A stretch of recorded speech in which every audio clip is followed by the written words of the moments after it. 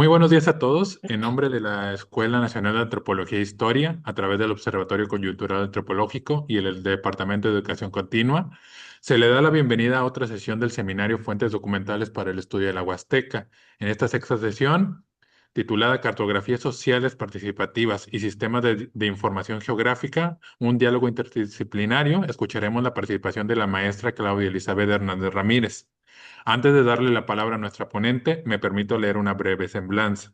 Nació en la Ciudad de México, es licenciada en Antropología Social por la Escuela Nacional de Antropología e Historia de Lina, tiene posgrado en Maestría y Doctorado en Antropología Social por el Centro de Investigaciones y Estudios Superiores en Antropología Social, o sea, el CIESAS, de la Unidad Ciudad de México. Actualmente es profesora en la licenciatura de Antropología Social de la ENA. Sus líneas de trabajo antropológico han sido la historia agraria y campesina, territorialidad, gestión del agua comunitaria, manejo de recursos naturales y cartografías participativas entre los nahuas de la región huasteca. Del 2012 al 2023 fungió como coordinadora del Seminario Permanente de Estudios sobre la Huasteca Lorenzo Ochoa Salas del Instituto de Investigaciones Antropológicas de la UNAM y del Centro de Investigaciones de Estudios Superiores de Antropología Social, o sea, el CIESAS. Cuenta con 19 años de experiencia en proyectos de investigación antropológica en comunidades nahuas de la región huasteca, Wixáritarí en el occidente de México y los Ñaños en el Estado de México. En el campo de antropología visual ha participado en la realización de documentales etnográficos, en la coordinación de exposiciones fotográficas y en proyectos curatoriales de exposiciones etnográficas. Previo a cederle la palabra a la maestra Claudia, se les recuerda que pueden dejar sus comentarios y o preguntas tanto en Zoom para quienes están presentes en esta plataforma, como en la página de Facebook del Observatorio Coyuntural Antropológico, ya que tras la ponencia tendremos una sección para que les responda la maestra todas sus interrogantes. También se les pide que tengan activadas sus cámaras para cerciorar la participación de los asistentes en la plática. Sin más, les cedo la palabra, maestra. Muy buenos días. Muy buenos días, Hugo. Muchísimas gracias por la presentación. Bueno, antes que nada, muy buenos días a todos los que están en la plataforma, en el Zoom, también a los que nos estén siguiendo desde las redes sociales por el Facebook. Quiero dar el agradecimiento a la ENA, por supuesto, al Observatorio Coyuntural Antropológico, al Departamento de Educación Continua de la ENA, que permite estos espacios. Y por supuesto al doctor Joel Lara González, quien ha organizado este evento de seminarios de Fuentes de la Huasteca, como un espacio de diálogo, de retroalimentación y también de divulgación de lo que hacemos en cada uno de nuestros espacios, y considero que es muy importante estos esfuerzos que se hacen. Y por supuesto que también al coordinador del propio OCA, que es el maestro Gastón Macín Pérez, ¿no? Que en estos momentos pues están en la Feria del Libro presentando también el proyecto que implica este gran esfuerzo que se hace desde la Escuela Nacional de Antropología e Historia. Bueno, como ya dijeron los coordinadores de LOCA, esta intervención del día de hoy de la sesión 6 está pensada sobre el tema de las cartografías sociales participativas y los sistemas de información geográfica en un diálogo interdisciplinario. Muchos de los que voy a plantear y voy a presentar el día de hoy tiene que ver con los procesos de investigación que he llevado en la parte de la Huasteca, pero también con diálogos que actualmente estoy realizando con un grupo de investigación interdisciplinario, que es un proyecto que se llama Los Caminos de la Memoria, Tierra, Aguas y Bosques en Morelos y en Oaxaca, el siglo XVI y XXI, que ha sido también muy importante para la reflexión sobre el uso de estas herramientas de la tecnología, de la geografía y del mapeo y de los sistemas de información geográfico en diálogo con las ciencias sociales. Como forma introductoria, me gustaría retomar como varios planteamientos. El primero de ellos es los diálogos interdisciplinarios entre la antropología y otras disciplinas, como ha sido la geografía, la historia y los estudios socioculturales, y también ahora el uso o el implemento de otro tipo de tecnologías, como son los sistemas de información geográfico, nos han permitido tener otra perspectiva de cómo abordar los fenómenos sociales que nosotros estudiamos desde la antropología, desde cuestiones analíticas de la espacialidad, de lo que implica también en un contexto de globalización, donde las tecnologías y la interconexión entre las poblaciones nos permite visualizar e identificar la complejidad de lo que implica los temas que trabajamos en las zonas del territorio, en los proyectos que se implementan en estos territorios, también la conflictividad que existe, una dimensión del poder. Y propiamente dentro de las discusiones de la antropología, muchas de las categorías analíticas en diálogo entre geografía y antropología, pues son de larga data, ¿no? Desde los propios conceptos de región, como ha sido la propia conceptualización de la región de Huasteca, ¿no? O de las Huastecas, ¿no? Que hay un amplio diálogo y discusión y reflexión sobre lo que implica los términos de región, incluso también en términos históricos, el propio concepto de Mesoamérica viene de esas perspectivas del pensamiento teórico geográfico de las áreas culturales, ¿no? Y ha servido mucho para nuevos planteamientos de cómo entender la dimensión espacial, cómo entender también las relaciones de las sociedades en sus entornos, también en la dimensión simbólica, económica y política, ¿no? Y en ese sentido, esta intervención tiene que ver con el uso de otras tecnologías, el uso de los sistemas de información geográfico por un lado y por el otro lado las cartografías para ver las posibilidades que nos permiten a nosotros desde la antropología en cuanto a los temas que trabajamos y sobre todo también que sea de utilidad para los estudiantes, para investigaciones que se están realizando, ¿no? O incluso también el replanteamiento y reflexión de temas que se han abordado históricamente desde nuestra propia disciplina, ¿no? En ese sentido, voy a empezar con explicar un poco qué son los sistemas de información geográfico. Estos sistemas de información geográfico se compone de varios elementos. Es un conjunto de herramientas tecnológicas que integra hardware, software y datos que nos permiten organizar, visualizar, procesar y representar información espacial vinculado a un territorio, ¿no? Los elementos principales, obviamente con los que podemos trabajar con este tipo de sistemas o de herramientas de la tecnología, es la información geográfica o la información espacial, ¿no? ¿Y a qué nos referimos cuando hablamos de la información geográfica o espacial? Es toda aquella información que contenga una referencia geográfica, coordenadas, pueden ser imágenes satelitales y atributos descriptivos como población, clima, usos del suelo, es decir, son datos que describen la localización y características de objetos en el espacio geográfico, que puede ser desde la ubicación de un río, el límite de la propiedad agraria, de ejido, comunal, ¿no? Áreas de reserva, también la población, ¿no? Es decir, es un conjunto de datos de información geográfica que se procesan por medio de este conjunto de herramientas y que nos posibilitan la representación, ¿no?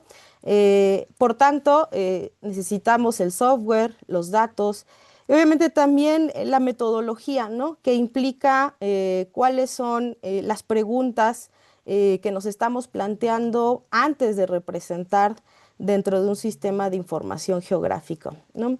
El personal, obviamente, se necesita tener como ciertas habilidades en el uso de estas herramientas que muchas veces es importante que desde la antropología haya más espacios para el conocimiento de este tipo de herramientas, sobre todo en las escuelas en donde se están formando estudiantes y también entre los propios grupos de investigación, ¿no?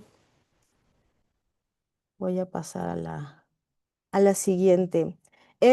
¿Cómo es que en este sistema de herramientas de los sistemas de información geográfico Para entender un poco cómo se compone la descripción de un SIG, tiene que ver con estos datos vectoriales que se representan o que son datos espaciales que se representan en objetos geográficos que pueden ser puntos, pueden ser líneas o polígonos, ¿no? Es la representación de objetos geográficos del mundo real usado en geometrías en un mapa, ¿no? O sea, en términos cartesianos son una serie de coordenadas en X, y en un plano cartográfico se representan por este tipo de representaciones, ¿no?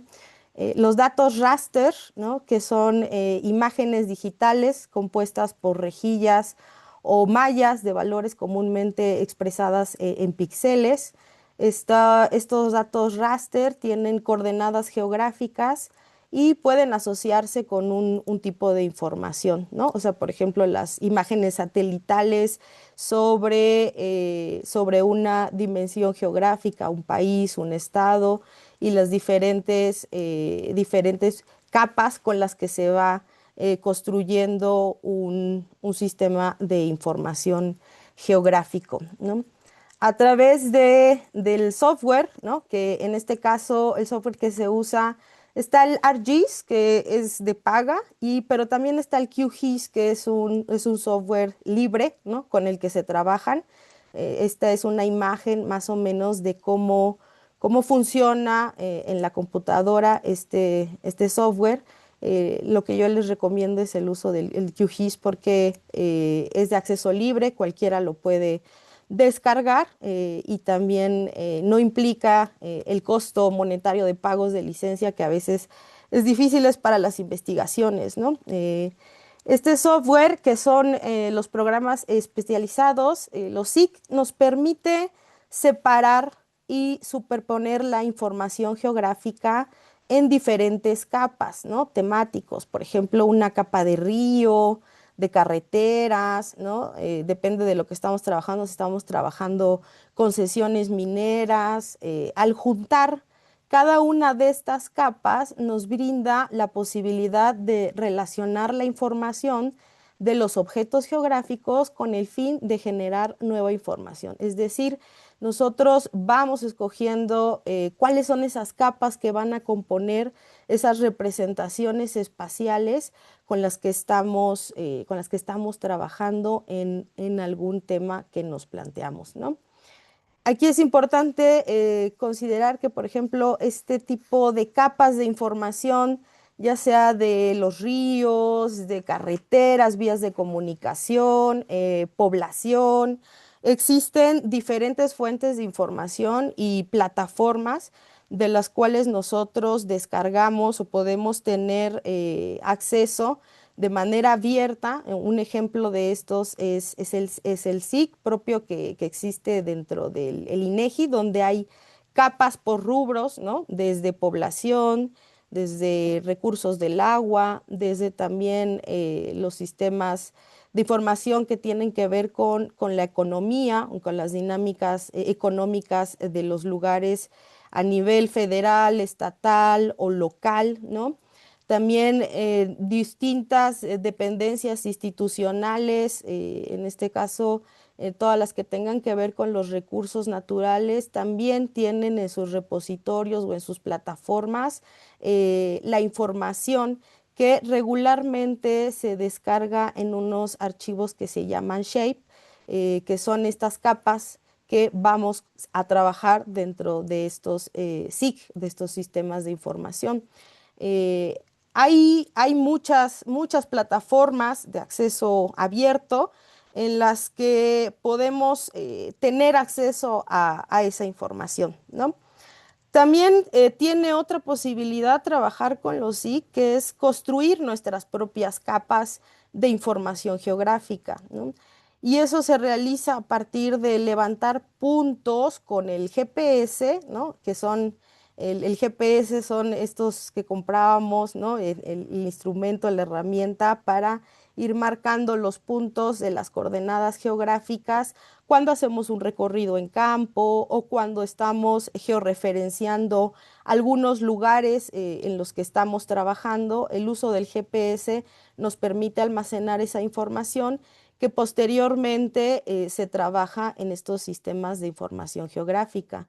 Actualmente también existen muchas aplicaciones de celular que nos ayudan a levantar esta información geográfica a partir de recorridos que podemos ubicar geográficamente algunos aspectos del territorio.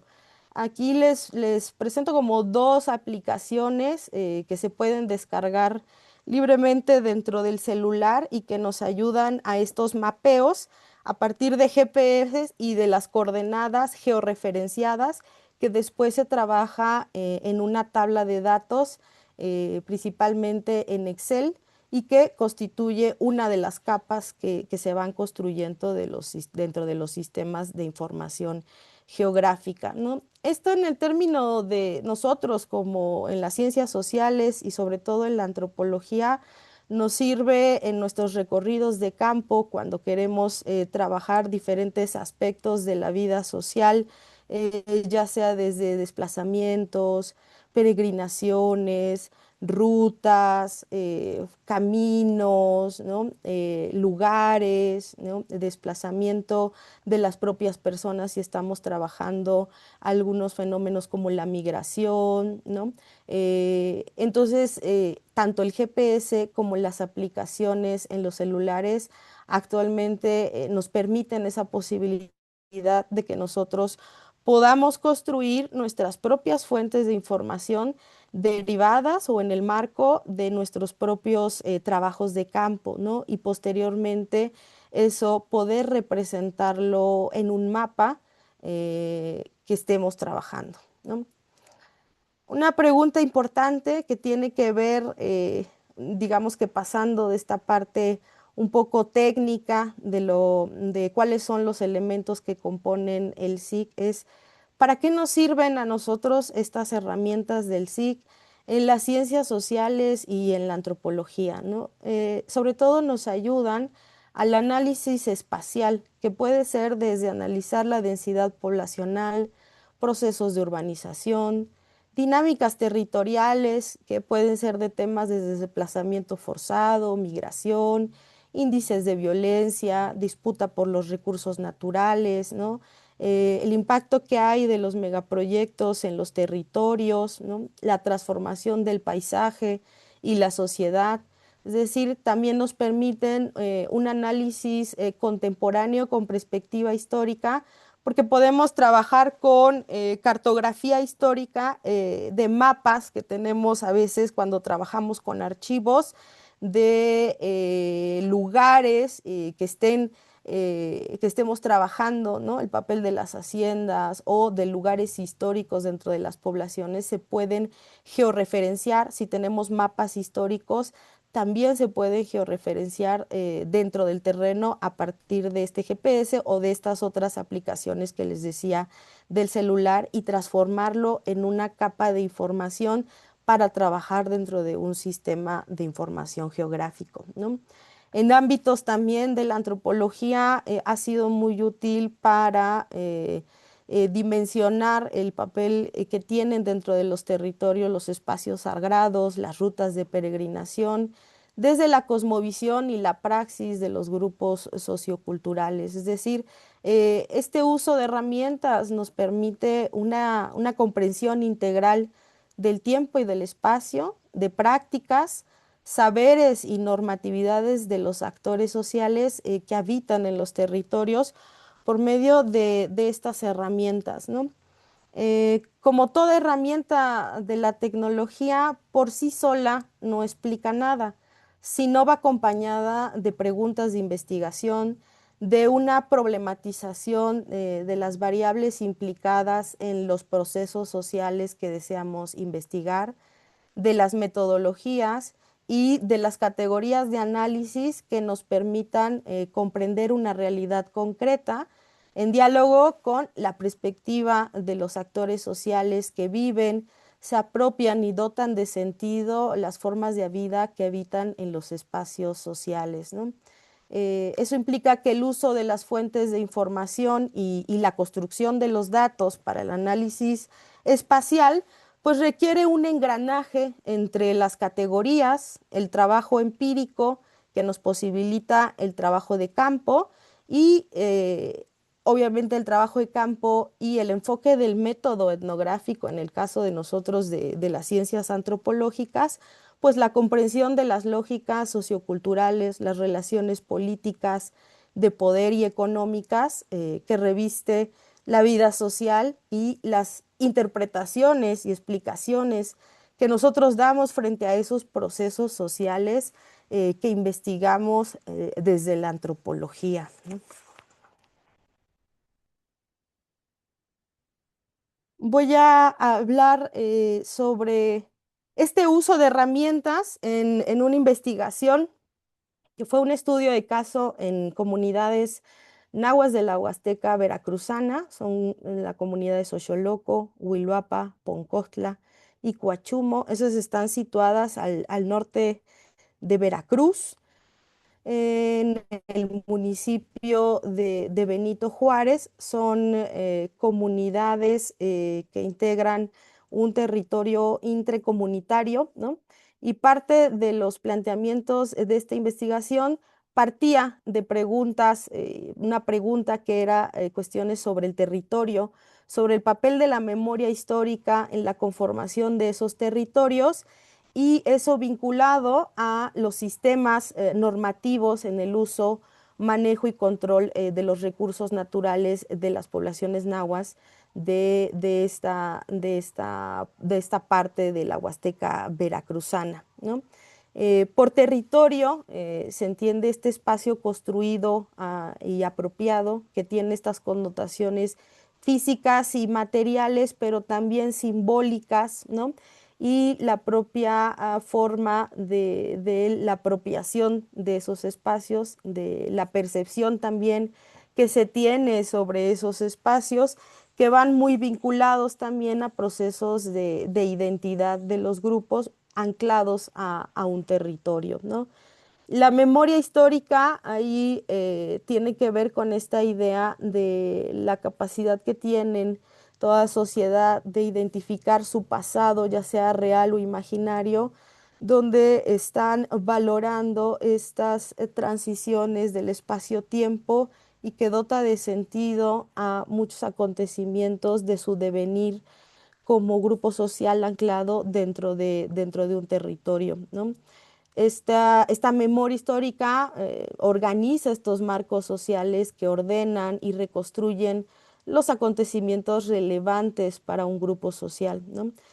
Y vinculado con los sistemas normativos, que está vinculado con los recursos naturales de un territorio, aquí es importante considerar que una de las características de los sistemas normativos en el uso, manejo y control de estos recursos naturales tiene que ver con pluralidades jurídicas, es decir, en la que coexisten diferentes lógicas de diferentes niveles entre la lógica institucional del Estado, federal, municipal y los propios sistemas internos que rigen y controlan y norman el uso de los espacios, el manejo de los recursos y la propia autogestión de estos. En este caso de esta investigación, las fuentes o la construcción de las fuentes para el análisis tuvo como diálogo el uso del SIG, de los sistemas de información geográfico, de cartografías sociales participativas. Otra parte tiene que ver con la cuestión histórica de la revisión de archivos agrarios, mapas y cartografía histórica, con un análisis de fuente crítico de todo ese engranaje que encontramos en los archivos y que nos hablan de ciertos procesos históricos que quedan registrados en los archivos, ¿no? Como todo análisis crítico de las fuentes, lo que aparece en los archivos son ciertos actores y ciertos procesos que también tienen que ser contrastados con lo que pasa en las propias memorias históricas de las poblaciones. Esto cuando estamos sobre todo como reconstruyendo procesos históricos de la conformación de los propios territorios, ¿no? En ese sentido, la otra parte fue la memoria histórica, que es a partir de este método etnográfico, las estancias de campo de larga duración y las entrevistas, charlas y diálogos que se realiza con los propios habitantes de estos territorios en diferentes grupos etarios, desde los abuelos, los jóvenes, ¿no? Y los niños, para ver esta perspectiva también intergeneracional de cómo se dota de sentido estas nociones del pasado ancladas a un sentido también dentro del presente, ¿no? Y la otra parte de los sistemas normativos, ¿no? En el uso y manejo de los recursos, y que está derivado principalmente del trabajo de campo, ¿no? De entender las lógicas socioculturales y todas las connotaciones que implican los recursos naturales en una dimensión material, en una dimensión también social y en una dimensión simbólica. En el caso de la parte histórica, con los sistemas de información geográfico, nos ayudó o nos permitió reconocer la parte de los territorios jurídicamente establecidos, ¿no? Aquí del lado derecho pueden ver un mapa que es de los bienes comunes o poblaciones que les mencionaba en el municipio de Benito Juárez, en la Huasteca Veracruzana. Son bienes comunales y este es un mapa de ese territorio que está delimitado jurídicamente, digo, administrativa y jurídicamente va a estar delimitado, ¿no? Eso lo podemos trasladar a los sistemas de información geográfico. Aquí hay que tener como bien identificado, importante, que el hecho de que estén delimitados, ¿no? Obedece a las lógicas propias institucionales de delimitar un territorio o un espacio, en este caso los bienes comunales que comparten cuatro comunidades, pero no necesariamente implica que esos límites o esa delimitación jurídica, administrativa, eh, tenga correlación con las prácticas espaciales y las nociones de territorio de las propias poblaciones, ¿no? En este caso nos sirvió el usar el sistema de información geográfico para reconocer los linderos, para reconocer los sistemas de propiedad que están reconocidos jurídicamente, pero por medio de fuentes de información como los archivos y la parte de la memoria histórica, se hizo una reconstrucción de cuál ha sido el proceso por el cual se fueron conformando las poblaciones, ¿no? Desde el papel que tuvieron el proceso de desamortización de los bienes comunales, la importancia de los condueñazgos, en este caso, históricamente estas poblaciones con la desamortización se conformaron como condueñazgos, que son estos propiedades en copropiedad con varias comunidades y les permitió mantener un territorio comunal, ¿no? Y por lo tanto también seguir manteniendo unos sistemas normativos internos en el uso de los manejos del recurso de la tierra, del bosque y del agua, ¿no? Históricamente se reconstruyó ese proceso de conformación en las fuentes históricas, pero también a partir de la memoria, ¿no? A partir de la memoria de estas narrativas orales que nos van marcando también esos eventos significativos del proceso de su conformación, ¿no? Desde estos momentos en el que tienen desplazamientos en épocas de los movimientos revolucionarios en los que se desplazan y se mueven hacia ciertas partes de la montaña y después regresan a los asentamientos, conflictos territoriales, ¿no? También en el despojo de tierras o en los procesos de apropiación de las propias tierras por otros sectores económicos de la población, también se fue recopilando por medio de esta parte de la memoria histórica. Uno de los elementos importantes de la parte de los sistemas normativos y en el caso sobre todo del recurso del agua, es entender este recurso como un bien común que tiene valores sociales, económicos y también simbólicos, ¿no? Estos son pozos, ustedes pueden ver cómo está el agua cristalina. Los del lado izquierdo son de la población de Poncostla y el otro son de Coachumo común, ¿no? Los espacios del agua están diferenciados tanto de los pozos y de los manantiales, que eran los principales lugares de abastecimiento del agua antes de la época, antes de la década de los 90, ¿no? Después de los 90 empieza este proceso de la introducción de la infraestructura del sistema de agua potable por drenaje, ¿no? Eh, Estos pozos están dispersos por cada una de las poblaciones. Cada una de estas cuatro poblaciones tienen sus pozos, que son las fuentes de los manantiales para, sobre todo, el consumo humano, pero también para el baño, para lavar, ¿no? Es decir, una fuente que se usa dentro de la vida cotidiana, pero también al mismo tiempo tienen un valor simbólico porque está ligado mucho con rituales y ofrendas en ciertas épocas del año, vinculado obviamente a todo un engranaje o un sistema de pensamiento que tiene que ver con el ciclo de la lluvia, las peticiones de la lluvia y la agricultura, ¿no? Y mucha connotación simbólica de estos espacios, ¿no? En este caso, en el caso del agua como un bien común y que es intercomunitario de estas cuatro poblaciones que las comparten, ¿no? También se utilizó un tipo de simulación que antes tenía el INEGI, creo que ya no lo tienen. Es un simulador de los flujos de agua, ¿no? En donde nos aparecen las fuentes de agua, las perennes y las intermitentes, ¿no? La Huasteca se caracteriza tenemos este imaginario de un gran vergel, ¿no? Siempre disponible en el bosque tropical con grandes fuentes de agua.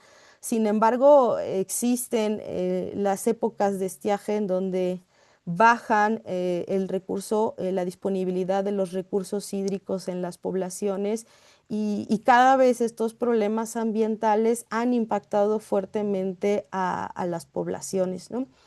En este simulador de los flujos que nos permite tener una visión acerca del mapeo de los arroyos y de los ríos que atraviesan y que están presentes dentro del territorio, eh, empezamos a partir del trabajo etnográfico, a identificar que cada arroyo, cada río tiene una manera de nombrarse que tiene que ver mucho con topónimos geográficos de las características del recurso y también de la identificación que existe dentro de las lógicas internas de lugares sagrados vinculados con el agua, ¿no?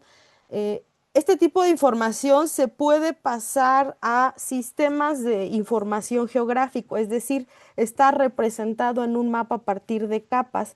En este caso yo no lo hice por las implicaciones que a veces tiene cuando trabajamos con lugares sagrados, ¿no? Que es parte de un bagaje de un conocimiento de prácticas y saberes internos que a veces no necesariamente es importante o relevante visualizarlo o vincularlo hacia otros espacios o foros si no existe esa parte de la ética o el consenso de que sean conocidos más allá de las propias poblaciones, ¿no? Sin embargo, lo que sí nos permitió este mapeo es identificar que el sentido de apropiación del territorio va marcado con nombres y tiene que ver con las lógicas de las formas como operan los sistemas normativos. Es decir, Cada una de las zonas comparten cierto uso y manejo y control de los recursos que va desde el cuidado de los arroyos, trabajos comunitarios, limpieza de los pozos, en donde es muy importante la división de género entre mujeres y hombres para los trabajos comunitarios de las faenas. También una serie de reglamentaciones orales, ¿no? Que nosotros podemos comprender como esos sistemas normativos que tienen un carácter pragmático, flexible, plural y descentralizado, en el sentido de que la manera de normar se comparte entre las cuatro comunidades, pero siempre están en la flexibilidad de acuerdo a las condiciones que van enfrentando en cuanto al uso del recurso del agua, ¿no? La autogestión intracomunitaria mantiene una relación muy estrecha con procesos internos de apropiación del agua como un bien social para satisfacer las principales necesidades humanas de existencia con fuertes connotaciones simbólicas ligadas a la cosmovisión, ¿no?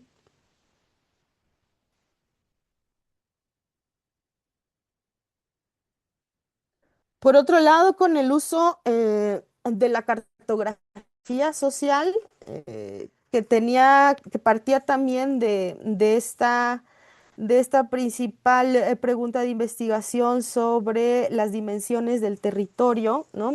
La cartografía social es una herramienta que se utiliza para diferentes cosas o que nos permite tener diferentes aproximaciones a las lógicas culturales del territorio, ¿no?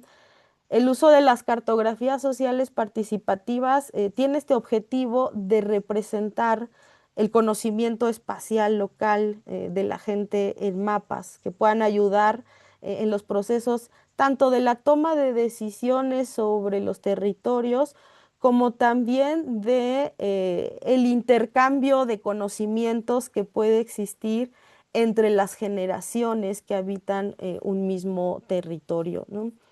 Nos permite tener un conocimiento espacial, que cuando hablamos de un conocimiento espacial tiene gran riqueza y profundidad y nos aporta una comprensión de la especificidad entre los dominios ecológicos y socioculturales que hay detrás de las lógicas de la praxis sobre el territorio, ¿no? El uso de estas herramientas está fundamentado en la experiencia de los propios sujetos los sujetos o actores sociales que intervienen en este tipo de ejercicios, ¿no? En términos de sus experiencias, de sus prácticas, de sus saberes y de los valores que configuran estas relaciones de los recursos naturales, la propiedad, los derechos de propiedad o las lógicas que revisten el acceso a la propiedad de la tierra y de los recursos del agua, y también nos permiten comprender estas concepciones socioculturales que hay sobre el territorio, ¿no? Se trata también de este conocimiento espacial, de un conocimiento heredado, ¿no? Aspectos significativos vinculados también hacia lugares históricos o lugares sagrados, ¿no? Es decir, es una herramienta que también nos permite comprender las nociones del tiempo-espacio, también de las diferentes escalas o dimensiones que atraviesan o que están configurando una lógica territorial, ¿no? Y la interacción entre la parte material y simbólica, ¿no? Es decir, no es simplemente una representación física y material, sino que tiene también mucho de la manera en cómo estamos o cómo se están entendiendo las lógicas culturales que se representan a partir de la cartografía social participativa, ¿no? Hay como propuestas de qué es importante tener en cuenta cuando trabajamos con la cartografía social, ¿no? Esto implica, antes de comenzar, pues tener un diagnóstico o un diseño del proyecto que nos permita planificar qué es lo que nos estamos preguntando, también quiénes son los que van a permitir o van a participar dentro de estos ejercicios. Y tiene que ver, obviamente, también va acompañado con ese trabajo de campo de plantear abiertamente cuáles son los objetivos de los trabajos, de las cartografías sociales cuando trabajamos en algún lugar, ¿no?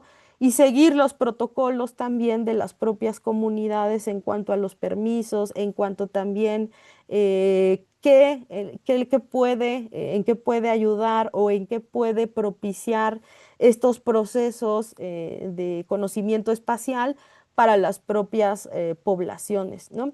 Es decir, también implica que en estos procesos, antes de comenzar a mapear, hay un trabajo previo, ¿no? En el que se consensa, se negocia, se dialoga y se plantea con las propias poblaciones cuáles son los alcances de este tipo de herramientas de la cartografía participativa y, por supuesto, el consentimiento y la participación de ver en qué sentido estas herramientas también contribuyen al intercambio de conocimientos entre la propia población, ¿no? Durante este mapeo o previo dentro de este diagnóstico, es importante también identificar cuáles son las dinámicas o cuáles son la conformación de los grupos de trabajo, ¿no? que estamos planteando realizar. Si vamos a trabajar con adultos mayores, ¿no? Con los abuelos, que tienen un bagaje de conocimiento sumamente importante dentro de las comunidades, si eso va a estar en diálogo con los niños o nos interesa trabajar con la perspectiva de los jóvenes, donde podemos ver la transición intergeneracional, ¿no? Entre los adultos mayores, los de mediana edad y los jóvenes que pueden tener otras lógicas diferentes sobre el territorio, ¿no? Es importante que en esta parte del diseño nos planteemos cuáles son las implicaciones del tipo de grupo de trabajo que se quiere conformar, ¿no? Para estos ejercicios de la cartografía em, y que están pensadas sobre analizar cuestiones sobre el territorio, ¿no? Durante el mapeo es importante también, acompañado del trabajo de campo, de ir reconociendo estas categorías del conocimiento espacial local, ¿no? Es decir, tiene que ver con estas nociones espaciales, ¿no? Que son acordes a cada grupo sociocultural, no hay un estándar, ¿no? Pero es importante que el trabajo de campo nos ayude a reconocer estas categorías locales, ¿no? En este caso pueden ser como los parajes, pueden ser como los lugares sagrados, pueden ser como lo que implica el uso de las toponimias en la conformación de los caseríos, los grupos de parentesco, las maneras de nombrar también a los cerros, ¿no? Y este conocimiento espacial, en el caso de la Huasteca, tiene esta complejidad que tiene una interrelación entre agua, tierra y monte, ¿no? Es decir, están interrelacionados dentro de las lógicas espaciales, no están propiamente diferenciadas en la concepción, sino que están interrelacionados. Es decir, hay un pensamiento integral de estas dimensiones de la vida de un territorio y es importante ir reconociendo estas categorías locales porque eso nos va a permitir que una vez que realicemos después del mapeo, cuando son ya los resultados o el seguimiento que le damos a este proceso de la cartografía, tener esas herramientas analíticas de lo que podemos analizar a partir de estos ejercicios de la cartografía, ¿no? En este caso yo trabajé con diferentes grupos de edad, niños, jóvenes y también adultos mayores, ¿no? No les voy a poner todos los ejercicios cartográficos porque se hicieron varios, algunos de manera colectiva, ¿no? Es decir, grupos de trabajo en los que se trabajó entre varias personas y otros de manera individual, ¿no? Como fue en el caso de los niños, que se trabajó con niños de quinto y sexto de primaria, porque ya están en la transición de salir de la escolaridad, de esos primeros años de la infancia hacia la adolescencia, ¿no? En donde sus experiencias y saberes que pueden tener o que tienen interiorizadas en sus propios conocimientos locales, sus propias experiencias de vida, tiene puntos de inflexión importantes en esa transición de la infancia hacia otras etapas de la vida, ¿no? Escogí una cartografía de estos ejercicios que se hicieron con los niños. Aquí se partía de una pregunta que tenía que ver con la idea de dibuja tu comunidad, ¿no? Sin dar mayores índices de elementos que pueda delimitar la capacidad de expresión dentro de estos ejercicios de la cartografía. Es decir, no se les decía qué elementos tenían que estar representados o qué qué tenían que dibujar, ¿no? En este caso fue un ejercicio abierto, ¿no? Que implica procesos de reflexión interna en las propias infancias sobre qué es lo que quieren representar en estas cartografías y que para ellos es significativo, ¿no? Es importante representar que forman parte de sus saberes y también forma parte de sus prácticas dentro de estos territorios, ¿no? En los que viven cotidianamente, también en esta transmisión de saberes que tienen de los abuelos hacia los niños, hacia las infancias, donde hay una relación muy estrecha entre el papel de los abuelos con los niños, ¿no? Eh, el diálogo entre el enfoque etnográfico y el uso de las cartografías nos permite adentrarnos a las concepciones del espacio y las configuraciones del territorio mapeadas, que implica una construcción conceptual, ¿no? Las representaciones gráficas son formas de expresión de la manera de percibir, de concebir el territorio, que en menor o mayor grado también pueden llegar a reflejar los referentes culturales, sociales organizados a través de la experiencia de vida, ¿no? En muchos de los casos, de los elementos representados en las cartografías, se encuentran relacionados con diversas vertientes que están interconectadas, como son el conocimiento espacial local, vivido cotidianamente, el medio físico del entorno ecológico y geográfico, como son los arroyos, los ríos, los montes, las parcelas, las plantas, los árboles, el espacio físico construido, como son estos espacios de los asentamientos poblacionales, ¿no? Con las casas, los caminos, los espacios públicos, así como la asociación con fenómenos de la naturaleza, como la lluvia, el arco iris, las nubes, los vientos, ¿no?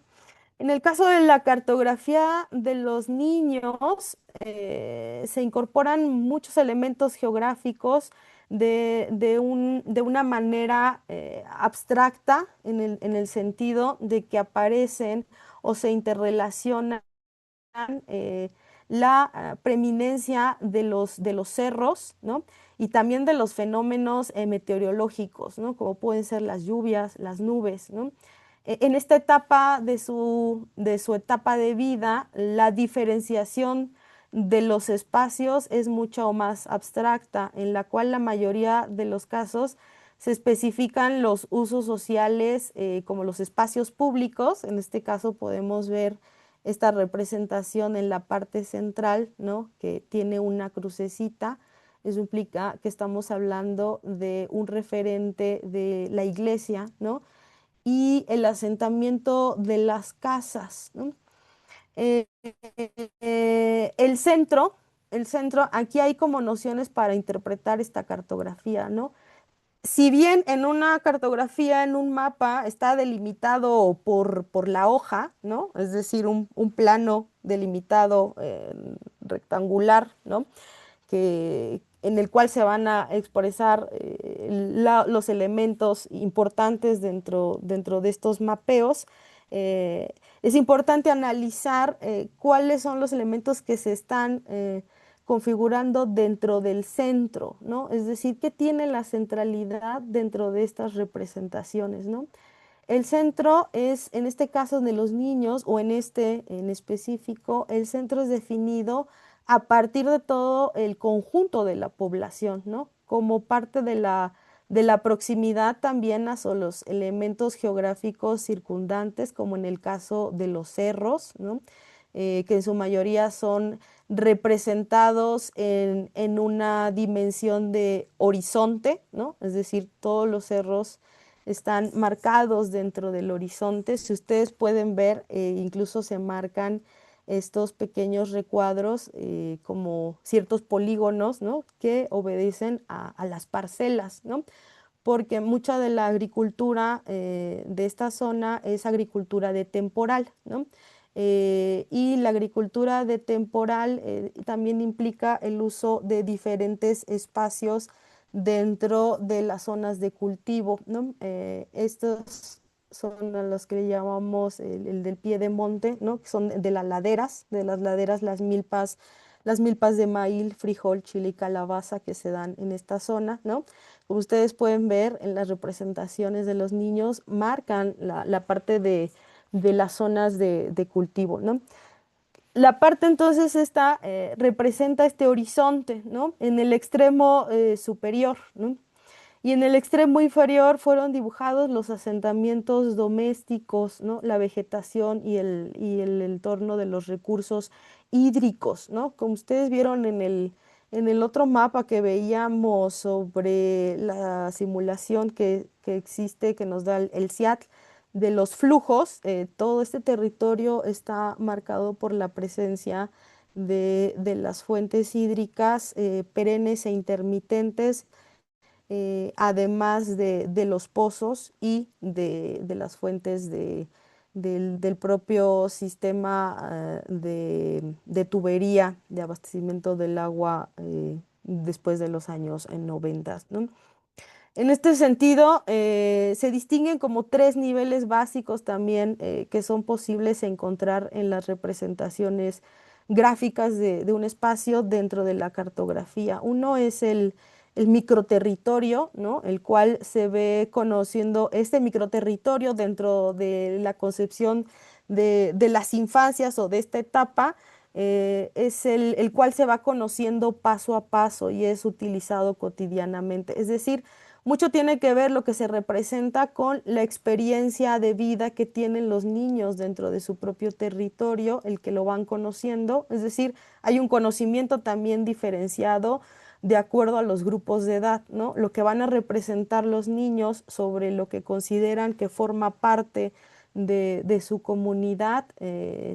Conlleva diferentes elementos que tienen que ver con esta experiencia vivida y con estos saberes y prácticas que en la cotidianidad desempeñan en su corta edad, ¿no? Y que va a diferir mucho, por ejemplo, de aquellos sectores de la población que tienen conocimientos más específicos, como en el caso de las autoridades agrarias, ¿no?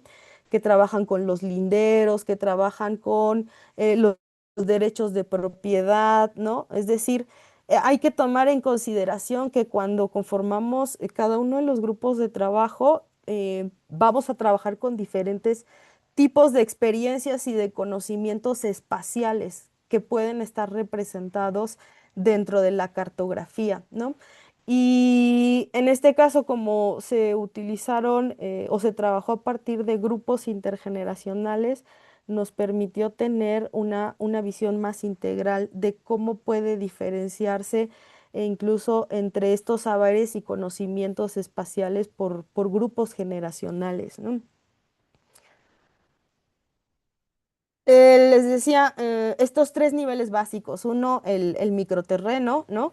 El otro es el espacio abierto y visible, ¿no? En función de la cual se pueden definir posicionamientos, rumbos, orientaciones de los desplazamientos, ¿no?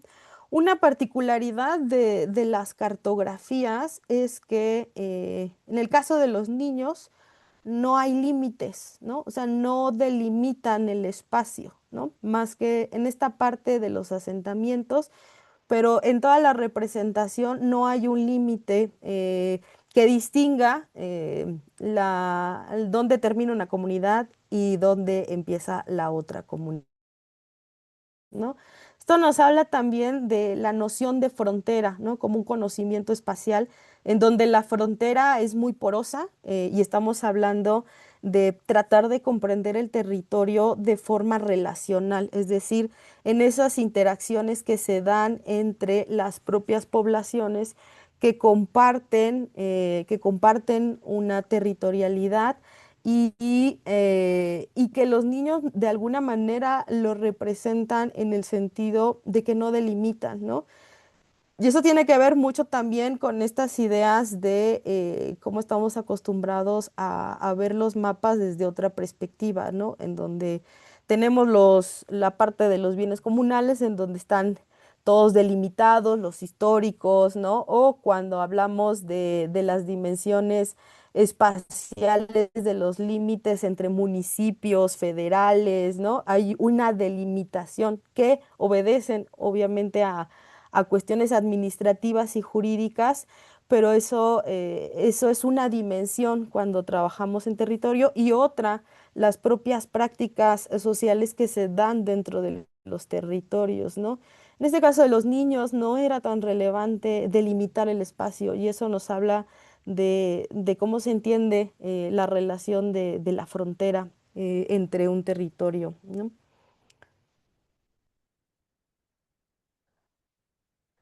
Aquí vamos con otro tipo de mapeo, ¿no? Que este se realizó en otra población de Coachumo, la población náhuatl, y vamos a tener diferentes elementos, ¿no? Esta cartografía busca reflejar una idea de totalidad en la cual se delimitan por los puntos referidos a un espacio, ¿no? Haciendo referencia a las colindancias, a las comunidades vecinas y las poblaciones fronteras entre ellas, ¿no?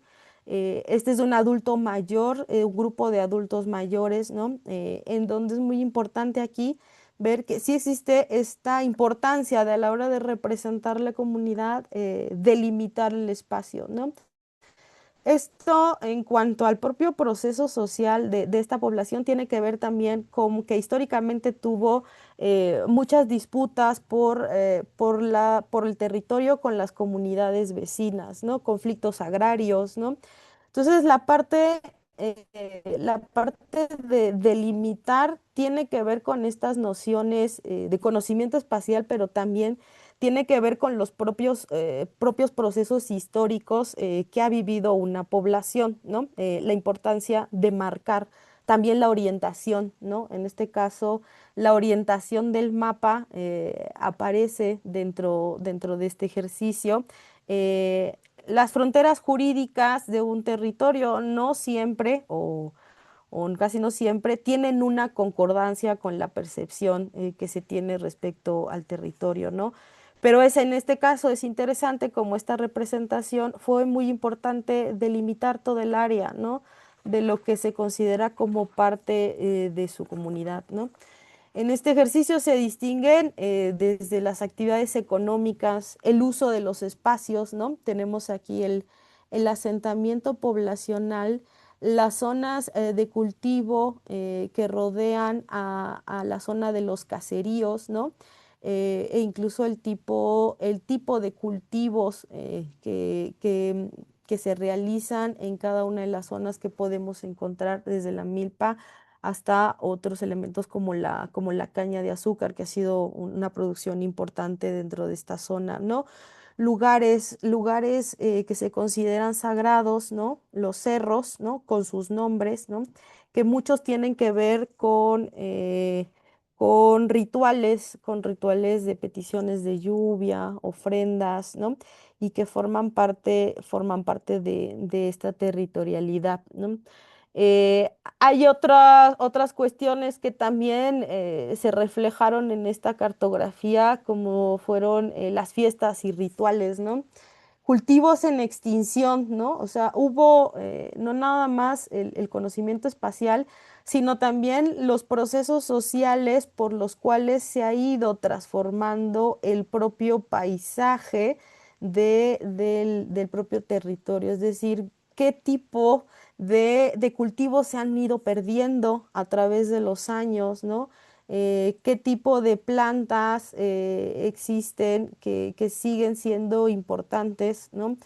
Fiestas y tradiciones, ¿no? Es decir, todo un bagaje de conocimientos anclados dentro de la concepción del territorio y obviamente de las prácticas socioculturales que se tiene en estos lugares, ¿no? Eh, eh, eh, la parte de los asentamientos tiene una mayor relevancia en comparación con otros, ¿no? Donde se encuentra la zona de los caseríos.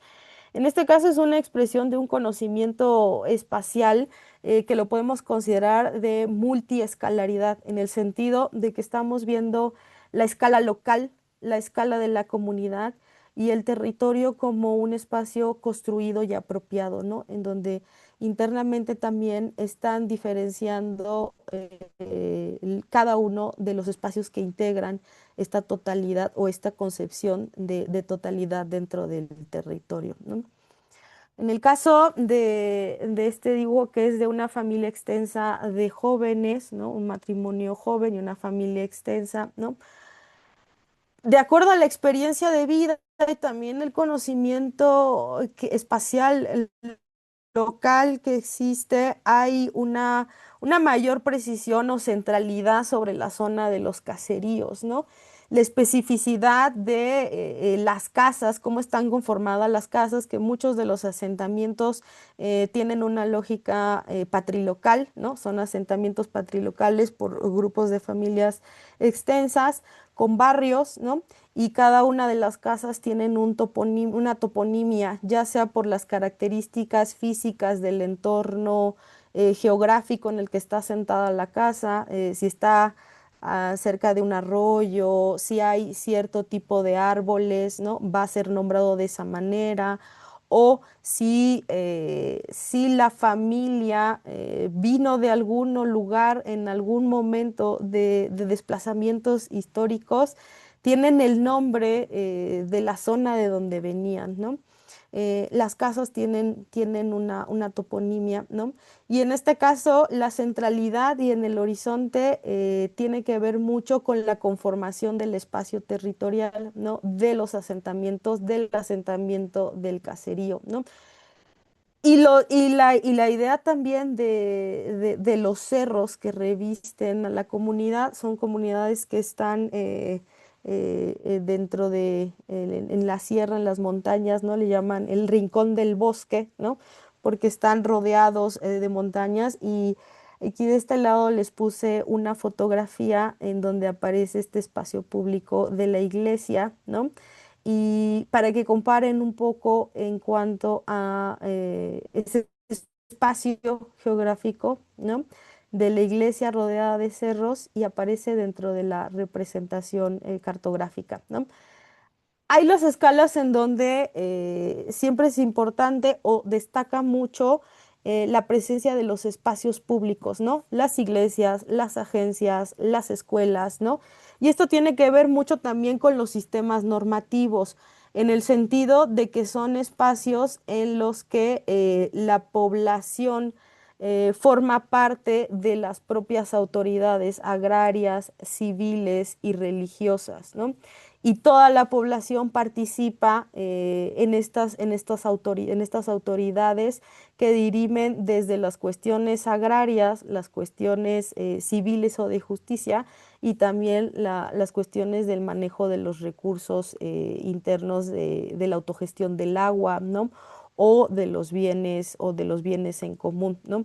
Eh, Todos los jóvenes después de 18 años casados tienen que participar en algún momento de su vida, tienen que ser autoridad de su comunidad, ¿no? Durante mucho tiempo esos espacios o esos lugares de autoridad estaba pensado para los hombres, ¿no? Porque son los que heredan la propiedad de la tierra, son los que también tienen el papel dentro de el grupo de residencia patrilocal. Sin embargo, esta flexibilidad de los sistemas normativos también ha permitido que las mujeres empiecen a participar dentro de los espacios de autoridad y de toma de decisiones del cuerpo de autoridades que rigen y que norman estos espacios. Hasta hace unos 10 años ya empieza a haber mujeres agentes municipales, ¿no? Todavía falta la parte agraria, en donde principalmente son hombres, ¿no? Sin embargo, eso no en sus otros espacios que principalmente se dan en los comités dentro de las poblaciones, ¿no? Y aquí es importante entonces reconocer que los espacios públicos nos hablan de que hay una relevancia, pero esa relevancia tiene que ver también con las propias lógicas de los sistemas normativos, ¿no? Porque son espacios colectivos en común que representan esa praxis sobre los propios territorios, ¿no?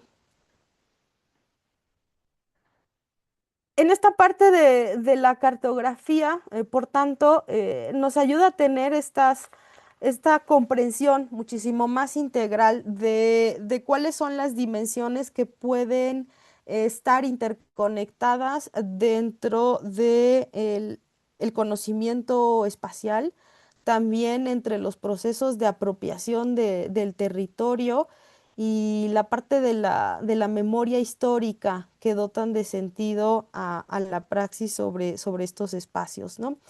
Eh, si esto también lo vinculamos con el uso de los sistemas de información geográfico, también se ha utilizado en otro tipo de dimensiones que tiene que ver con estos procesos de acompañamiento y defensa del territorio, ¿no? Actualmente en la Huasteca, bueno, históricamente siempre ha tenido procesos de transformación que tiene que ver con la extracción de diversos recursos, ¿no? No solamente del agua, minerales y bosques, ¿no? Y también los propios cambios que ha transformado la agricultura en una agricultura de temporal coexistiendo con una ganadería extensiva que ha modificado mucho los recursos naturales y los paisajes que podemos a ver dentro de los espacios de la diversidad de la Huasteca, ¿no? Los sistemas de información geográfico también han sido implementados en otros procesos, como son estos de lo que tiene que ver con la defensa del territorio, ¿no? Y aquí me parece relevante destacar el papel que han tenido los compañeros de Geocomunes, que es un colectivo de geógrafos, ¿no? De geógrafos que trabajan con sistemas de información y que tienen esa plataforma, uno lo puede buscar en las redes, en la plataforma en Google, en Geocomunes, y en esta plataforma tienen una diversidad de capas que se pueden trabajar en sistemas de información. Muchos están vinculados con los proyectos que hay a nivel nacional, ¿no? En el caso de la Huasteca, todo lo que ha tenido que ver con la extracción de los recursos de los hidrocarburos, ¿no? Y el problema también del fracking que existe en los territorios de la Huasteca. Este tipo de cartografías están construidos sobre diferentes fuentes de información, desde las bases de datos oficiales que hay cuando salen las licitaciones y estas fuentes de información, pero también muchas de otras capas que han ido construyendo sobre cuando estaba antes el IFAI, ¿no? Donde se pedía información sobre proyectos, lograban también construir fuentes de información, ¿no? En esta plataforma uno puede descargar capas y trabajarlos en los sistemas de información desde las cuestiones agrarias, también desde los proyectos mineros, desde los proyectos también del petróleo en las diferentes regiones del país y sobre todo en la Huasteca, ¿no? Es decir, el uso de los sistemas de información sirve para muchas cosas y puede ser implementada tanto en los proyectos de investigación académica como también en estos procesos de acompañamiento que están dando las propias comunidades en las defensas de sus territorios, ¿no? Mencionando a los compañeros de Geocomunes que han hecho una tarea bastante titánica y muy comprometida, también está la coordinadora regional de corazón, ¿no? En la que desde que se implementó la reforma energética del 2013, comenzaron una serie de talleres también con diferentes organizaciones, pero también con varias poblaciones y con la participación también de los compañeros de Geocomunes, ¿no? Fue otra manera de trabajar sobre las cartografías sociales participativas, ¿no? En este sentido era en el marco de talleres y también en foros, un sinfín de foros que han hecho y que han realizado Corazón dentro de la Huasteca y ahí también es de importante relevar el trabajo que ha realizado la compañera Alejandra Jiménez y Mauricio González, ¿no? En estos procesos de acompañamiento. Las cartografías, por ejemplo, en este caso se trabajaron con los sistemas de información de todas las licitaciones que había después de la reforma energética en el 2013, ¿no? Es decir, esos polígonos de las licitaciones en donde estaban marcadas dentro de los territorios y mediante de los talleres las propias poblaciones iban identificando y marcando en donde reconocían puntos de conflicto, los proyectos, ¿no? Los puntos de tensión, es decir, son ejercicios que también ayudan al diálogo y la reflexión, pero también a una praxis política desde las propias poblaciones, ¿no? A partir de el implemento de este tipo de herramientas, ¿no? Es el caso de, en este taller, por ejemplo, que se realizó en Papantla, participaron poblaciones tanto de la Huasteca como del Totonacapan. Y una de las zonas que tiene, que ha tenido repercusiones desde la extracción de hidrocarburos es esta padre cercana a Veracruz de Castillo de Teayo, y este es el Francisco, es el municipio de Francisco Z. Mena, ¿no? Si uno contrasta las condiciones ambientales de lo que veíamos en la parte veracruzana del Benito Juárez, de las comunidades que les mostraba, de estas aguas cristalinas que están normadas por estos sistemas flexibles en la que autogestionan sus propios recursos y tienen una cohesión normativa en el manejo, uso y el control. En esta otra zona que es de Francisco Z. Mena y donde lleva varias décadas la presencia de la extracción de hidrocarburos, los costos ambientales y hacia el territorio de las poblaciones ha sido bastante crítico, ¿no? En muchas de las entrevistas con los abuelos, ¿no? Me hablaban de la desaparición de un sinfín de fauna y vegetación y formas de vida que se han ido perdiendo, ¿no?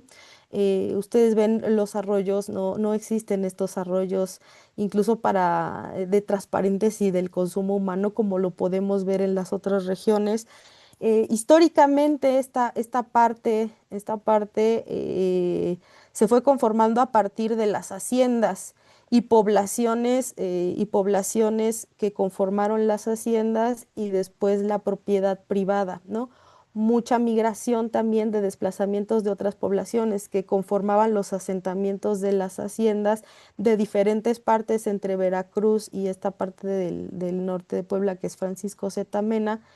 Eh, Hay una manera muy diferente de la normatividad de los lugares, ¿no? No tan cohesionada como en el caso que les mostraba de Veracruz, ¿no? Mucha migración y también un contexto de violencia en esta parte que está muy cercana a la zona de Poza Rica, ¿no? Si ustedes ven también los campos de cultivo, tienen una gran impacto en los procesos de erosión de la tierra y eso tiene implicaciones también en la productividad, que es el sustento de las poblaciones, ¿no? Mucha pérdida también de cultivos, ¿no? Por el uso de herbicidas, ¿no? Y contaminación de los ríos y de los mantos freáticos de esta zona, ¿no?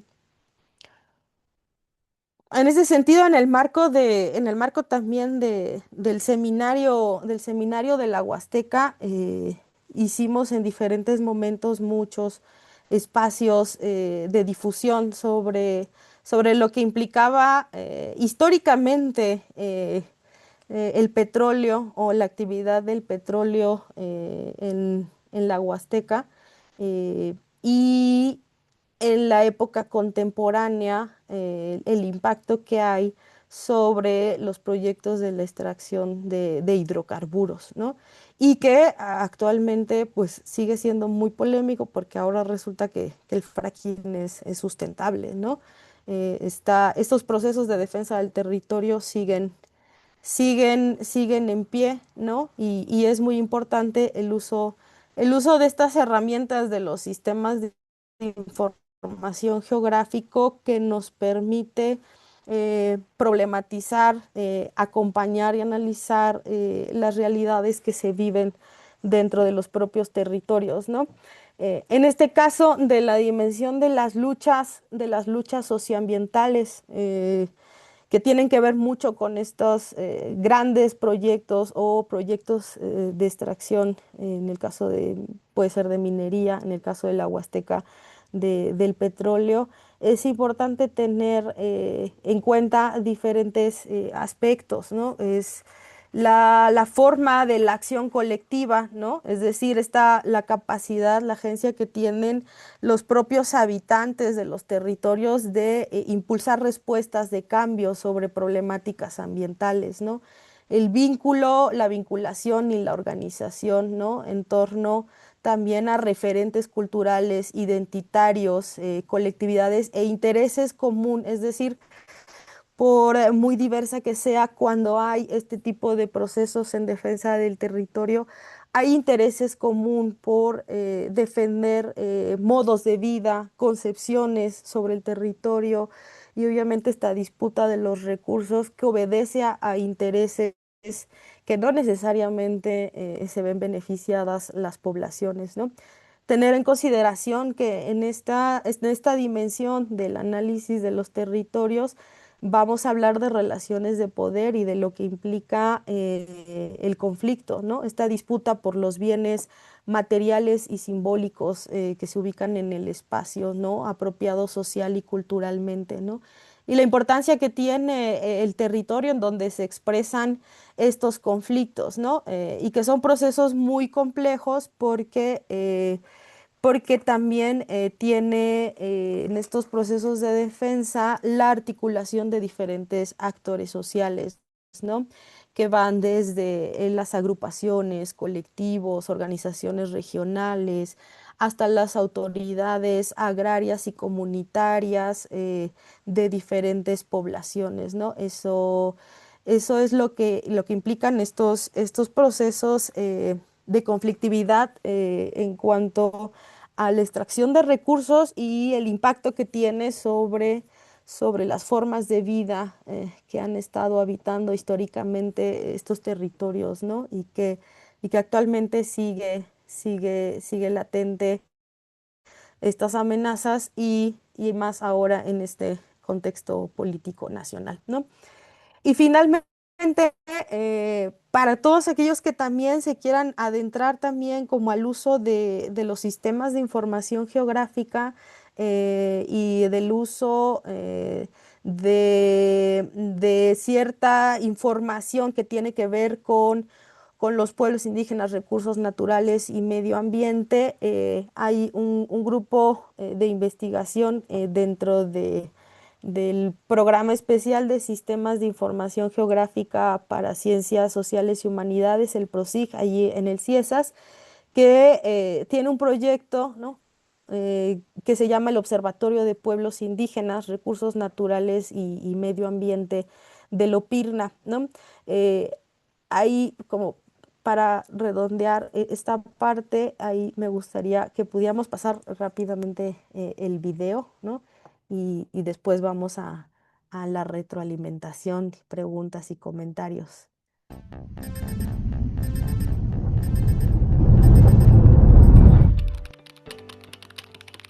Los observatorios, pensados desde las ciencias sociales y las humanidades, se han convertido en los últimos años en generadores de conocimiento. Difunden y recopilan información sobre problemáticas diversas. Generan información útil y necesaria para los actores individuales y colectivos, funcionarios locales, estatales y nacionales. Mediante la observación, monitorean las diversas realidades, identifican tendencias de las problemáticas que afectan al territorio y a los actores sociales. Una de las razones de ser de los observatorios es transformar los datos en información mediante la búsqueda, organización, sistematización, seguimiento y comunicación de las temáticas que aborden, lo que permite el cruce y la combinación de diversas capas de información. Esta y otras características los convierte en herramientas para la investigación y en espacios que promueven la reflexión y el análisis. En este contexto, el Observatorio de Pueblos Indígenas, Recursos Naturales y Medio Ambiente, OPIRNA, surge en el marco del Programa Especial de Sistemas de Información Geográfica para Ciencias Sociales y Humanidades, PROSIG-CSH, del CIESAS Unidad Ciudad de México. El OPIRNA contribuye con la observación y monitoreo de momentos sociales en donde los territorios y las realidades de los pueblos indígenas de México, los recursos naturales y el medio ambiente enfrentan constantes amenazas por megaproyectos, contaminaciones, sobreexplotación de las naturalezas y despojo de tierras. Este observatorio se focaliza en torno a 3 ejes: pueblos indígenas, recursos naturales y medio ambiente. De cada uno de estos derivan a su vez diversas temáticas interrelacionadas, permitiendo a las y los usuarios realizar consultas, búsquedas y análisis sobre diversos espacios sociales del territorio mexicano. Está construido especialmente para observar y hacer un seguimiento de los retos que enfrentan los pueblos indígenas de México en torno a megaproyectos, extractivismo, contaminación de ríos, despojo de áreas naturales protegidas, explotación y contaminación de acuíferos, entre otros. De este modo, estudiantes, profesores, profesoras, investigadores, investigadoras y el público en general podrán consultar, identificar y analizar las diversas problemáticas relacionadas con los ejes que se abordan. Por lo tanto, es un espacio virtual multidisciplinario para la investigación y una herramienta educativa digital. Permite el seguimiento, observación, análisis y visualización de problemáticas y procesos sociales, territoriales y ambientales relacionadas con los pueblos y comunidades indígenas de México, a través de los cruces de información que las y los usuarios pueden realizar con las bases de datos contenidas en él. Se consolida como un repositorio digital de acceso abierto. Asimismo, reúne los medios necesarios para iniciar una investigación, en tanto que es una plataforma de análisis y consulta que que integra diversos materiales y recursos especializados, como mapas interactivos, motores de búsqueda de noticias, textos académicos y tesis, videos temáticos, conversatorios y síntesis del marco jurídico que respalda los derechos de los pueblos indígenas en México. Estos medios digitales y la plataforma interactiva permiten a estudiantes, docentes e investigadores indagar una amplia diversidad de problemáticas territoriales y socioambientales. Fomenta la interacción con fuentes diversas y visualizaciones espaciales en un mismo sitio. Agiliza la recopilación, sistematización y análisis de información. Esta articulación de recursos no solo ahorra tiempo y muestra diversas perspectivas, sino que también posibilita la producción de conocimiento sustentado en evidencia espacial, legal y documental. En el Observatorio de Pueblos Indígenas, Recursos Naturales y Medio Ambiente, podrás realizar consultas a través de su herramienta de búsqueda avanzada, la cual revisa las bases de datos y elementos disponibles dentro del repositorio. Estas búsquedas pueden realizarse por temas específicos. La información se presenta en formato de lista para facilitar su lectura, mostrando los resultados organizados por secciones. Desde estas listas puedes acceder a más detalles e incluso visualizar la información en un SIG interactivo compuesto por diversas capas geoespaciales que pueden activarse o desactivarse según tus preferencias. Estos SIG interactivos conforman un geoportal nacional, el cual contiene datos de las 32 entidades federativas del territorio mexicano. En ellos podrás consultar datos sobre uso de suelo, servicios educativos, minería, áreas naturales protegidas, regiones hidrológicas, entre otros temas. De forma libre y personalizada, podrás activar, desactivar o reordenar las capas mediante los indicadores ubicados al lado izquierdo de la pantalla, colocándolas en el orden que desees para dar mayor relevancia a la información que te interesa. También tienes la posibilidad de cambiar el mapa base, elegir el fondo que mejor te ayude a comprender el uso del territorio. Este geoportal es una herramienta útil tanto para investigaciones académicas como profesionales. Además, una vez que hayas construido tu mapa personalizado, podrás descargarlo en formato PDF mediante el botón Imprime tu mapa aquí, el cual te proporcionará un diseño predeterminado que podrás utilizar de forma libre en tus trabajos con los debidos créditos correspondientes. Si tu interés está en buscar cartografía estática relacionada con los ejes del observatorio, la encontrarás en la sección de Mapoteca. En ella se reúne una colección de cartografías con distintas propuestas elaboradas por integrantes del equipo del PROSIC. Todos los mapas están disponibles en formato PDF para su consulta y descarga. Además de lo anterior, encontrarás en el menú de Biblioteca una sección llamada Noticias de los Estados. Esta tabla contiene un conjunto de notas periodísticas sistematizadas por estado, con noticias relacionadas con los ejes temáticos del OPIRNA. Asimismo, el observatorio también cuenta con una recopilación especializada de textos académicos sobre pueblos indígenas, recursos naturales y medio ambiente, organizados por temáticas que derivan de dichos ejes, como por ejemplo, comunidades indígenas, lenguas indígenas, municipios indígenas, agua, ríos, contaminación, entre otros. Aunado a lo anterior, se dispone de un acceso directo a la biblioteca virtual del CIESAS, desde donde podrás realizar búsquedas por cualquier tema y acceder a la información para su consulta en las bibliotecas del CIESAS.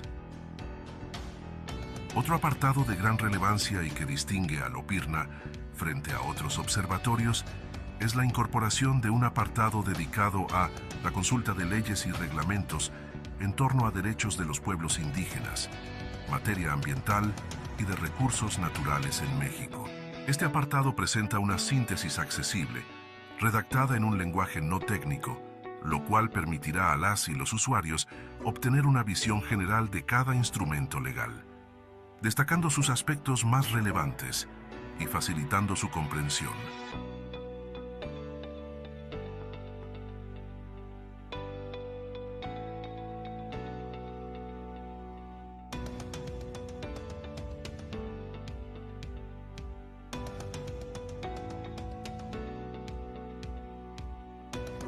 En el plano de la divulgación, el OPIRNA cuenta con una sección que promueve el diálogo y la comunicación en torno a las categorías y metodologías para el análisis espacial desde las ciencias sociales y humanidades. Esta sección incluye un ciclo de entrevistas titulado Perspectivas y reflexiones sobre territorios y herramientas para su análisis, donde especialistas comparten experiencias y enfoques metodológicos en un formato audiovisual con una postproducción que permite comunicar de una manera más eficiente conceptos, metodologías y problemáticas de las cuales las y los entrevistados comparten sus experiencias. Además, las entrevistas y los conversatorios están georreferenciados. Esto representa un valor agregado porque permite la espacialización de la información. A través de ello podemos saber de qué espacio social de México se está hablando o reflexionando. Los conversatorios, convergencias en el siglo XXI, que abordan tópicos relacionados con pueblos indígenas, medio ambiente y recursos naturales, mismos que son diálogos abiertos entre especialistas y se transmiten desde el canal de YouTube del PROSIG CSH y una serie de videotutoriales prácticos enfocados a explicar el funcionamiento y el uso de herramientas y métodos para el análisis espacial, los cuales están diseñados para fortalecer las capacidades metodológicas y técnicas de estudiantes, docentes, investigadores y comunidades interesadas en el uso y aplicación de las tecnologías de la información geográfica.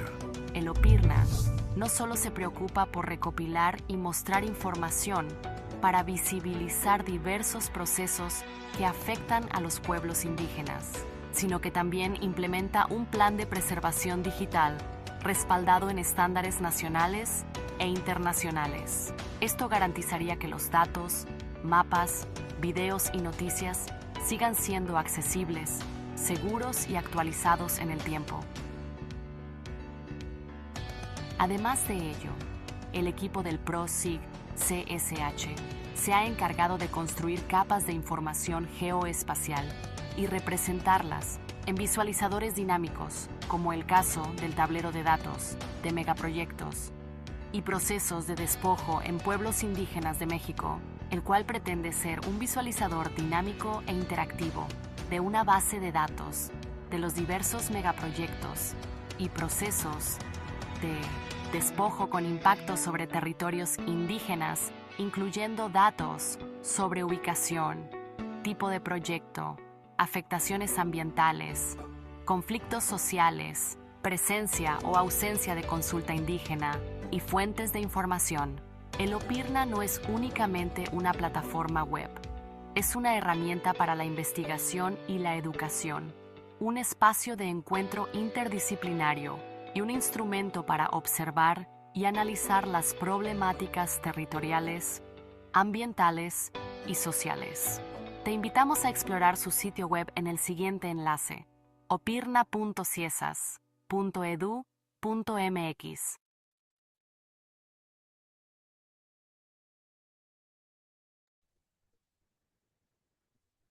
Muchas gracias por compartir el video. Como vieron, bueno, el OPIRNA, el observatorio, es parte de uno de los proyectos del PROSICA y en el CIESAS en el que colaboro, y es un grupo interdisciplinario entre antropólogos, historiadores y geógrafos, ¿no? Que llevan ya varios años trabajando sobre esta plataforma y repositorio. Como ustedes vieron, tiene muchas herramientas que pueden ser utilizadas, son de acceso libre. Ahí me preguntaban que si el acceso libre es acceso libre en la página, ahí donde se mostraba el OPIRNA, tiene su plataforma, lo pueden utilizar abiertamente, referenciando, por supuesto, la fuente como en todo, como toda fuente de información, ¿no?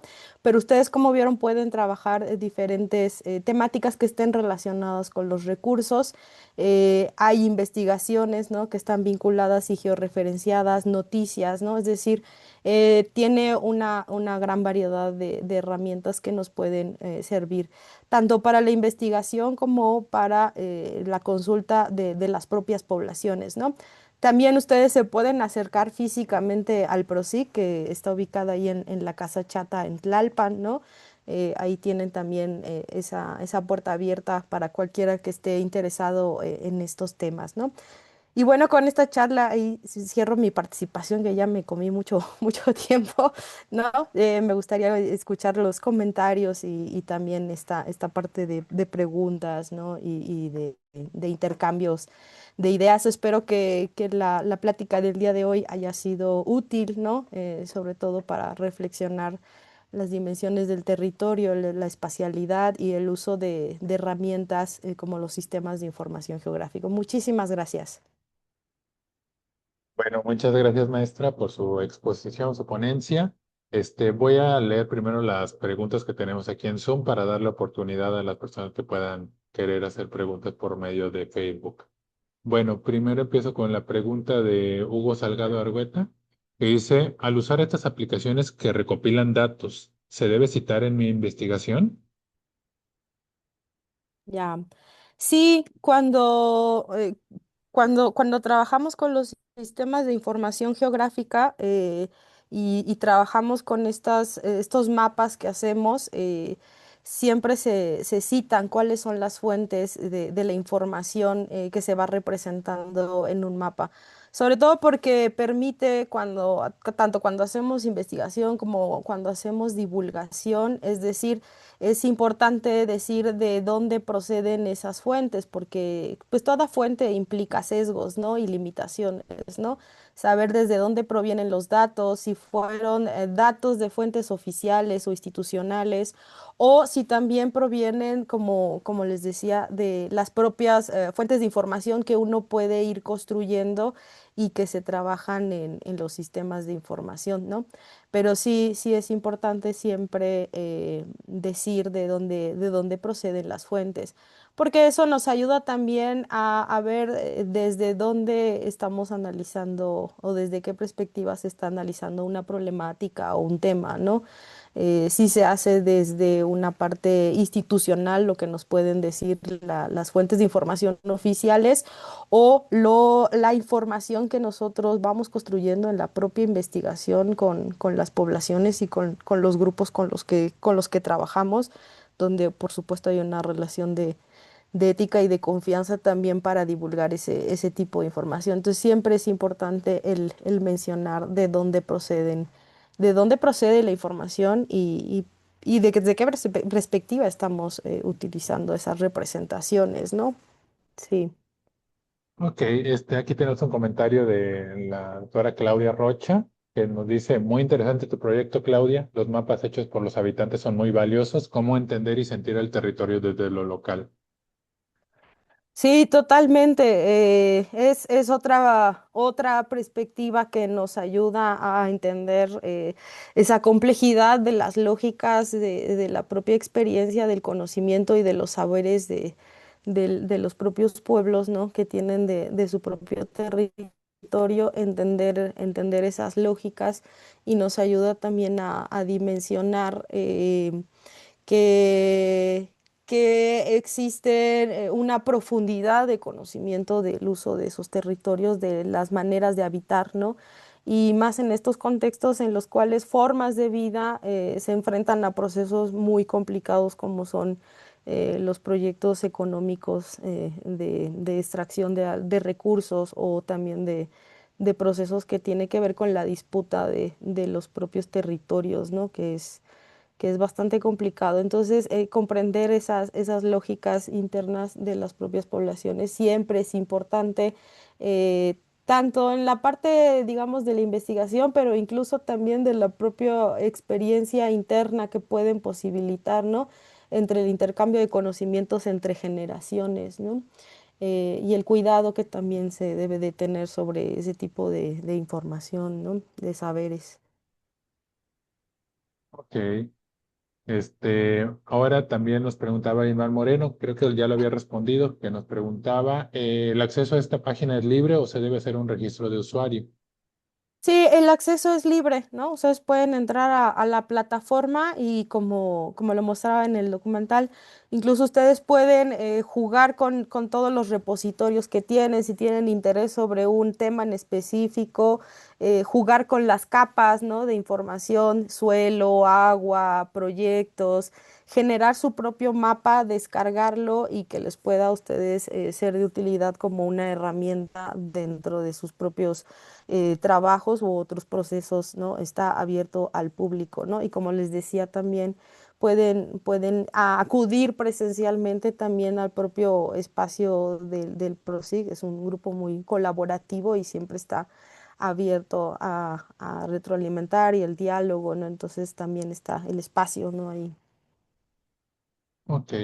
Ahora Hugo Salgado nos dice ahora, al estudiar una zona específica y utilizar estas herramientas, ¿considera necesario realizar trabajo de campo para corroborar la información o bien es absolutamente fiable la información en cuanto a la actualización de los datos? Ahí sí, yo siempre recomiendo el trabajo de campo, bueno, porque soy antropóloga, ¿no? Pero yo creo que todas las disciplinas, ¿no? La geografía, la historia, la sociología, una cosa es lo que nos pueden decir las fuentes de información que podemos tener en una diversidad de repositorios institucionales, pero siempre es importante que vaya acompañado de estas investigaciones en el campo, ¿no? Y también con las propias personas, porque muchas veces vamos a poder confrontar que una cosa es la información oficial o que no, lo que nos puede aparecer en los mapas y otra la dimensión social, cultural, simbólica, histórica, que nos los da o que nos posibilita el propio trabajo de campo en este acercamiento a entender otras lógicas del territorio, ¿no? Sí, es importante siempre el trabajo de campo, ¿no?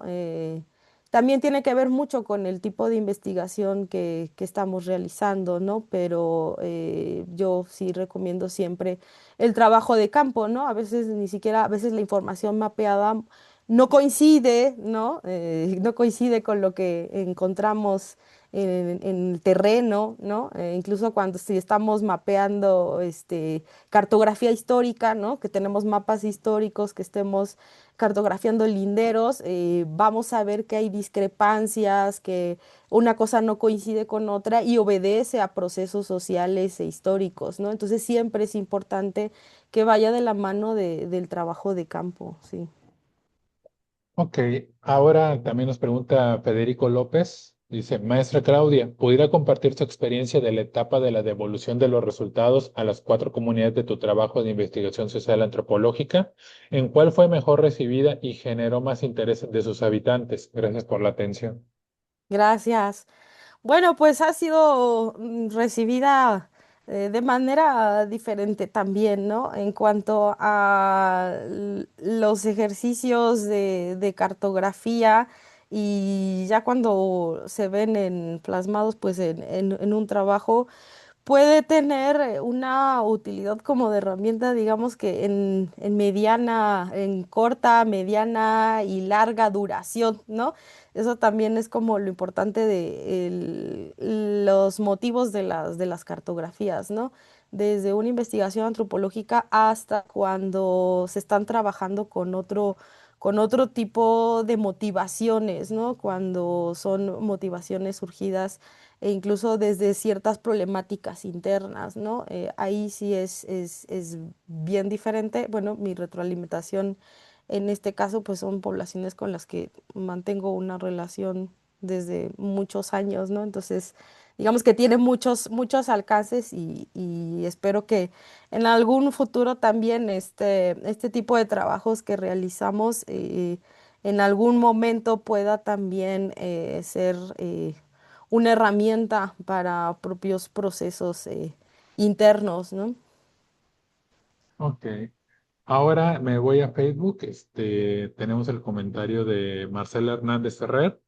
Nos dice, excelente exposición por parte de la maestra Claudia. Tiene un amplio conocimiento del territorio y gran experiencia de campo. Además de sus saberes académicos, da muestra de una gran sensibilidad para resaltar los saberes locales a través de la práctica de las cartografías participativas como herramienta de generación de conocimientos. Disfruto mucho la metodología que aplica, sus habilidades de investigación y discursivas. Gracias por compartirnos estas pesquisas que brindan grandes aportes al conocimiento de las sociedades que habitan la Huasteca. También agrega, qué grato escuchar la mención de los colectivos Corazón y Geositios. Sí, muchas gracias, Marce. Y también ahí, digo, por cuestiones de tiempo no me dan los tiempos, pero también mencionar que hay muchos ejercicios que se han hecho desde de la antropología para la cartografía, y uno de ellos también fue en el equipo del trabajo en donde participó Marce en la zona de Chicontepec, que yo creo que en otra sesión más adelante ella podrá compartir esa experiencia y también esas metodologías que se hicieron dentro del proyecto de etnografías del INA, ¿no? Y que fueron también ejercicios pensadas sobre el espacio, sobre el territorio en diferentes partes de México, ¿no? De todo el país, ¿no? Y que está publicada en este libro de cartografías, ¿no? No lo tengo aquí a la mano, pero si no, ahorita les menciono, o si Marce nos puede poner el título específico para no errarle, pero el trabajo que hicieron, que también les implicó muchísimos años, que son grupos de trabajo que llevan años trabajando en cada una de las regiones, también han realizado este tipo de ejercicios, y esto implica que tenemos muchas posibilidades de reflexionar sobre lo que nos posibilitan estas metodologías, ¿no? En posteriores investigaciones, y que no estamos partiendo de cero, ¿no? Que hay también muchos grupos de trabajo que le están dando la relevancia a este tipo de metodologías, participando en vinculación con las propias poblaciones. Por otro lado, en el caso de Corazón y también de Geocomunes, para mí es muy importante mencionar el papel que han tenido, porque han mantenido de larga duración estos procesos de acompañamiento, ¿no? A ras de suelo y contra viento y marea. Entonces, esas son las implicaciones que incluso va más allá de los espacios académicos, tiene otros compromisos políticos y éticos con las propias poblaciones. Entonces, sí me parece muy importante destacar el trabajo que ellos han hecho desde otras trincheras, también utilizando estas herramientas con otros fines y también con otros procesos, ¿no? Bueno, pues es que al parecer, maestra, no hay más preguntas. Les comento a las personas que están tanto viendo en Facebook aquí como en Zoom que la palabra clave de esta sesión es cartografía. Este, no sé si tenga algunos comentarios finales antes de cerrar la sesión, maestra. No, pues agradecer el espacio, agradecer esta serie de intercambios y la difusión que se puede dar, y que posibiliten eh, estos intercambios desde lo que se hace de la antropología, la importancia de estas metodologías y el papel que tienen las propias poblaciones en estos procesos, ¿no? También con los que tenemos vínculos muy fuertes. Ok, entonces, en nombre de la Escuela Nacional de Antropología e Historia, a través del Observatorio Coyuntural Antropológico y el Departamento de Educación Continua, le reitero las gracias, maestra, por su participación, y a los asistentes tanto en la página de Facebook como por medio de Zoom. Se le reitera la invitación a continuar asistiendo a esta serie de ponencias que conforman el seminario, y en la siguiente sesión, que será el 18 de septiembre, tenemos la participación de la doctora Patricia Gallardo Arias con el tema Investigar sobre medicina tradicional y brujería en la Huasteca, la etnografía como puente. Muchas gracias, maestra, como todos los asistentes, y pues tengamos un buen día.